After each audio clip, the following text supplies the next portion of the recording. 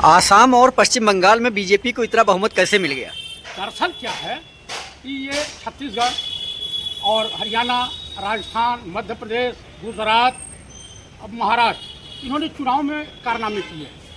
चुनाव आयोग और इनका गठबंधन, बीजेपी का गठबंधन हुआ था, तो तमाम आप बताइए एनआईए फोर्स जो खड़ी की गई थी वो आतंकवादियों के लिए खड़ी की गई थी। उसका इस्तेमाल बंगाल में हुआ, लोगों को वोट डालने नहीं दिया गया और एसआईआर के नाम पर लोगों का वोट काटा गया। तो कुल मिलाकर के भाजपा साम दाम दंड भेद से ये चुनाव जीती है, नहीं तो उनको वोट कौन देने जा रहा? ये कहावत है, हो गई है पीर पर्वत से ही पिघलनी चाहिए, इस हिमालय से कोई गंगा निकलनी चाहिए। तेरे सीने में हो या आग, मेरे सीने में हो कहीं भी आग, लेकिन ये आग जलनी चाहिए। उसके बाद किसी शायर ने कहा है कि जो है गंगा की कसम, जमुना की कसम, ये ताना बाना बदलेगा, कुछ तुम बदलो कुछ हम बदलें, ये जुल्म जमाना बदलेगा। ममता जी ने वहाँ पे जो व्यवस्था बनाई थी, भाजपा का सहयोग किया, मुकुल राय को तोड़ा, कांग्रेस को तोड़ के ले गई। तो जो बोया हो काटी है, बोया पेड़ बबूल का, तो आम कहाँ से हो? भाजपा को आपने स्थापित किया, आसाम में भी स्थापित किया, कांग्रेस के लोगों को तोड़ के ले गए। तो भैया इसका खामियाजा भुगतना पड़ेगा और देश भुगत रहा है, देशवासी भुगत रहे हैं। आँख नहीं पट्टी नहीं खुल रही तो क्या करें? लेकिन फिर भी ममता दीदी चुनाव लड़ी हैं और जो है खूब बेहतरी से लड़ी हैं। ममता दीदी ने सबसे बड़ी जो गलती की, अगर कांग्रेस से समझौता करके लड़ती तो शायद ये दिन नहीं देखने पड़ते। लेकिन जब किसी को ज़्यादा बहुमत मिलता है या कुछ मिल जाता है तो वो हवा में उड़ने लगता है और सबको जो है, अगर समझौता ही की होती तो चुनाव ये 100% जीतती। लेकिन ये बेलगाम हो गई थी और बेखौफ होकर के कि भाई हमारे साथ तो लोग हैं। कांग्रेस 294 सीट पे लड़ गई, बुखार उतर गया इनका।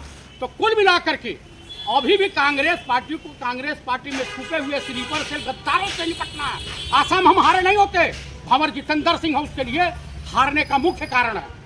तो कुल मिलाकर के अभी कांग्रेस में दलाल टाइप बीजेपी के स्लीपर सेल छुपे हुए हैं जो पदाधिकारी के रूप में काम कर रहे हैं। अब उत्तर प्रदेश में माननीय राहुल गांधी को जो लड़ना पड़ेगा, बेखौफ होकर लड़ना पड़ेगा और संगठन को मजबूत करके लड़ना पड़ेगा। और ईश्वर ने चाहा तो 5 स्टेट में हमारी सरकार बनेगी।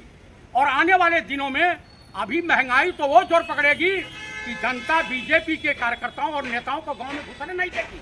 वो स्थिति परिस्थिति बनने जा रही है। पंजाब भी फेल हो जाएगा, आसाम भी फेल हो जाएगा। इस देश का नौजवान सड़क पर उतरेगा। जब उसके पेट में रोटी नहीं होगी तो भैया क्या करेगा? आंदोलन करेगा। और इस देश की जनता जब तक सड़कों पे नहीं उतरेगी, इस निरीह बेलगाम सरकार को उखाड़ फेंकने में नौजवान ही सहयोग करेंगे तो ही होगा।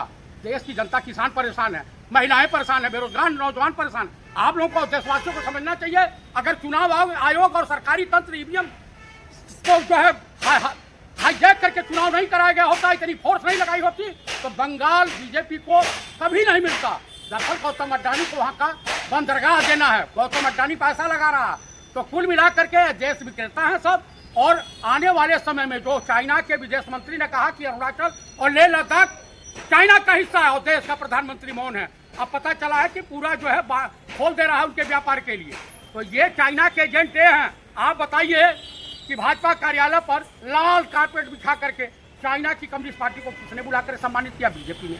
आप मुझे बताइए, आईएसआई को पठानकोट एयरबेस पे बुला करके जांच किसने आदेश दिया? माननीय नरेंद्र दामोदर दास मोदी की सरकार ने, भाजपा की सरकार ने। तो कुल मिलाकर के देशवासियों को सोचना पड़ेगा। देश की सच्चे हितैषी इस देश में है तो कांग्रेस है, राहुल जी हैं। हेलो गाइस, अगर आपको हमारे वीडियो पसंद आते हैं तो ज्यादा से ज्यादा हमारे वीडियो को शेयर कीजिए, चैनल को सब्सक्राइब कीजिए, बेल आइकन को अवश्य दबाइए जिससे हमारे लेटेस्ट अपडेट आप तक आसानी से पहुंच सके।